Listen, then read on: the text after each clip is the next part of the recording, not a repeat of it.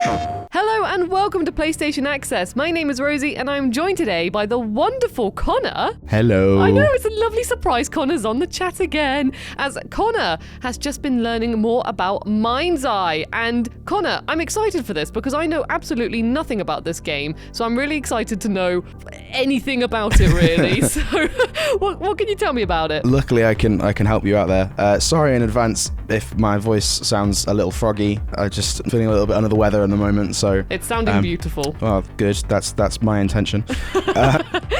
So I guess just to start off, so MindsEye is it's a new game from a studio called Build a Rocket Boy, who you probably haven't heard of because this is their first project.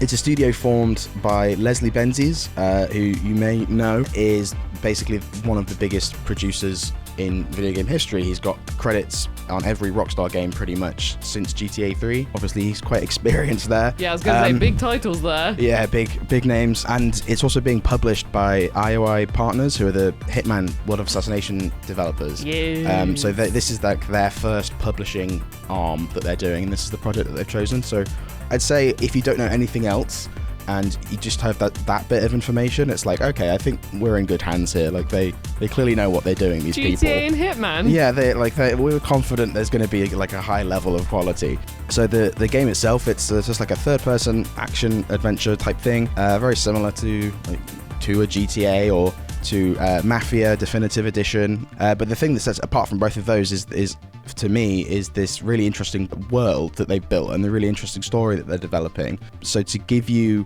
a very brief overview, you play as a guy called Jacob Diaz, who is a former military, secret soldier drone pilot person. And he has the titular MindsEye chip, so it's like a neural implant of some kind. And they put it in his head so he can do cool things with drones. And he's on a mission and something goes wrong. You don't know what goes wrong, but basically you leave the military and they turn the chip off, and that's that. But the problem is you can't remember anything. So clearly it's had some shenanigans in your brain, and Jacob Diaz does not like the fact that there have been shenanigans had with his brain. I mean, I don't blame him. Yeah, so he is moving to find the inventors of the thing that is in his head that he can't use anymore, and is going to, I assume, ask them questions quite forcefully, but mostly politely. I don't know. So Red Rock City is the setting for this game. It's basically like Las Vegas. It's Vegas if they took all of the casinos out and then replaced them with big tech companies, basically. Okay.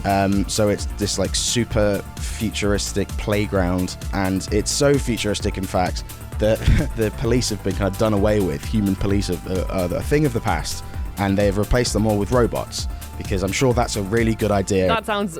Nothing can go wrong there. No, not at all. It's a brilliant idea. So yeah, you've moved to Red Rock, and your friend who you're living with basically hooks you up with a job as a security guard in one of their distribution centers. Okay. So Silver also are basically like Amazon. They're just like the biggest tech company ever. So you're there working as a security guard, making sure that people don't steal parcels or something, I guess. But that's not really why you're there. You're actually there because you want to snoop about and break into offices and secret get agent the deets. style. Yeah, get the details. It just happens to come with a very boring minimum wage job, I assume, in the meantime. Okay, awesome. But I'll tell you what, next I guess we just all want to find out, what's the gameplay like? Like, how do you actually play the game? No, that's a fair question. So, as I said, it's very similar to kind of a GTA or a Mafia. So it's third person.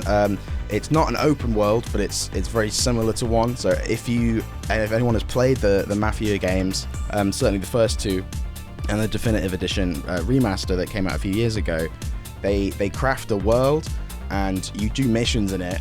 But it's not strictly open, so everything continues in the city. Then you can explore all of it, but there is not really a free roam option. Yeah.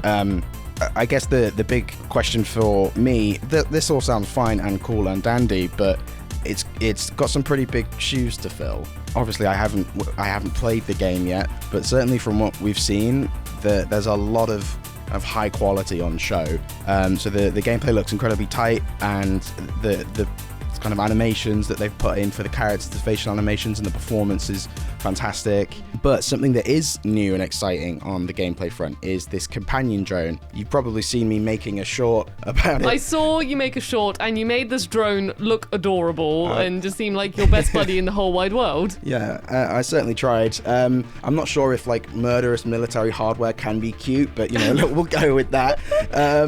And you can use it during the combat sections, so you can kind of fly it around, use it to scan for enemies and sort of see where people are hiding. It will tag them. It also hacks the robots in the game, so you can take over the robot and then have it fight on your side. And also it just zaps things.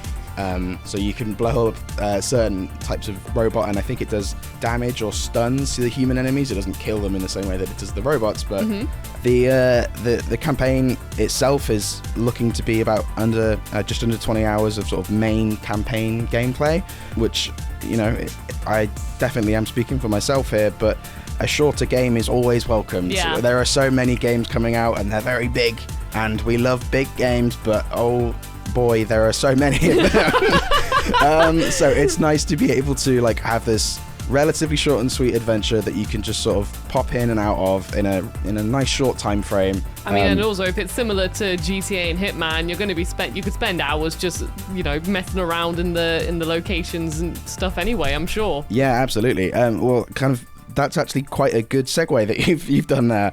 So they want you to do that, and it's clear that that is like part of the design philosophy. But there's also something really interesting that they've included as part of the game. It's called Arcadia. So basically, this is like a user-generated content platform. So it means that's a very technical way of saying that you can build stuff.